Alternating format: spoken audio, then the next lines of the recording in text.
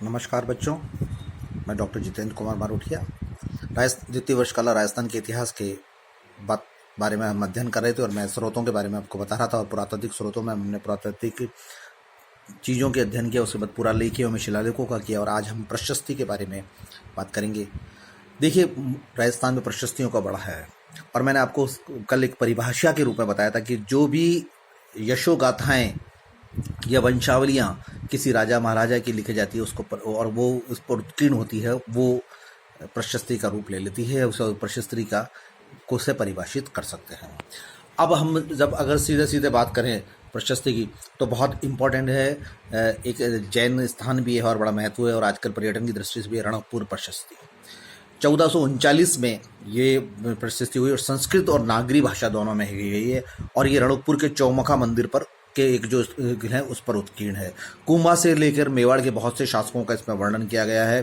कुंभा की विजयों का वर्णन किया गया है, मेवाड़ की और राजस्थान के आर्थिक और धार्मिक जीवन का विश्लेषण किया गया है। और ये बहुत इंपॉर्टेंट है रणकपुर प्रशस्ति, क्योंकि उसके बाद में जैन मंदिरों के उस पर गई और पर्यटन की दृष्टि से लोग बाग वहाँ आने जाते हैं बहुत है, तो इस को स्रोत के रूप में बहुत अधिक उपयोग किया जाता है। ये 1439 में उत्कीर्ण की गई है, विक्रम संवत 1496। इसके बाद में अगर हम पढ़ें तो राय सिंह प्रशस्ति अर्थात जिसमें बीकानेर का इतिहास लिखा गया है, ये 1594 में गई और बीकानेर के नरेश जो राय सिंह जी थे उनके समय की ये संस्कृत भाषा में लिखी गई है और बीकानेर के दुर्ग के निर्माण की इसमें जानकारी मिलती है। साथ ही बीकानेर के राठौड़ राजा, हम जानते हैं कि जोधा के एक पुत्र 1482 बीकानेर चल गए और जिन्होंने 1582 में बीकानेर की स्थापना कर दी 1482 में, सब माफ करता हूँ। तो बीकाजी से राय सिंह की उपलब्धियों का भी उल्लेख इसमें है। इसमें महाराजा राय सिंह द्वारा काबुलियों, सिंधियों और कच्छियों पर विजयों का जो वर्णन किया गया है वो बहुत अधिक जानकारी मिलती है। और बीकानेर दुर्ग के भी मैंने बताया आपको मिलती है, बीकानेर के धार्मिक और सांस्कृतिक वातावरण को मिलती है। और ये विक्रम संवत 1650 और ईस्वी की बात करें तो 1594 में लिखी गई है।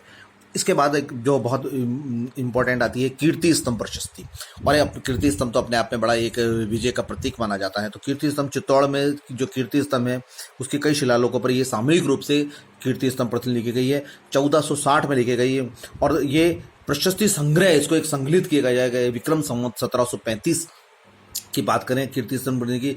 और ये प्रस्तुति महामीर, खेता, मोकल, महाराणा कुंभा, इन सब की उपलब्धियों का बहुत बढ़िया वर्णन किया गया है। संस्कृत भाषा में है। प्रशस्ति में हमको जो कुंभा के सांस्कृतिक और कुंभा के साहित्यिक रुचि का भी मिलता है। प्रशस्ति में कुंभा के दान गुरु, राजगुरु और एक तरीके से शैल गुरु आदि का भी उस कुंभा को इस महा उत्कीर्ण ये उपाधियाँ दी गई है। कुंभा द्वारा लिखित पुस्तक जो है गीत गोविंद की टीका, संगीत राज, चंडी शतक आदि का भी इसमें उल्लेख है। संक्षेप में 15वीं शताब्दी के राजस्थान के राजनीतिक, धार्मिक, सामाजिक, सांस्कृतिक जीवन की अगर हमको कहीं अध्ययन मिलता है तो वह इसमें जो है कीर्ति स्तंभ प्रशस्ति में मिलता है। मूल रचना इसकी 1460 में हुई जब विक्रम संवत 1570 थे और इसका जो संकलन हुआ वो विक्रम संवत 1735 में, जैसे मैंने आपको बताया था। प्रशस्ति संग्रह अधिकांश लोपोत्कीर्ण लेखकों से उस समय राजस्थान के राजा उसने किया गया था। तो ये महाराणा कुंभा के द्वारा सपात, लक्ष्य, नारायणा और एक बात करें आबू, मालवा, इन सब विजयों का भी वर्णन इसमें है। तो कीर्ति स्तंभ, रणकपुर प्रशस्ति और राय प्रशस्ति बीकानेर की हुई। इसके बाद हम आते हैं राज प्रशस्ति। मेवाड़ के महाराजा जो है राय सिंह ने राज समुद्र नामक एक विशाल झील का निर्माण कराया था। उन्हीं के आदेश पर रणछोड़ भट्ट ने संस्कृत भाषा में एक महाकाव्य की रचना की जो 1576 ईस्वी में विक्रम संवत जो है उस समय 1732 का इंगित किया गया है।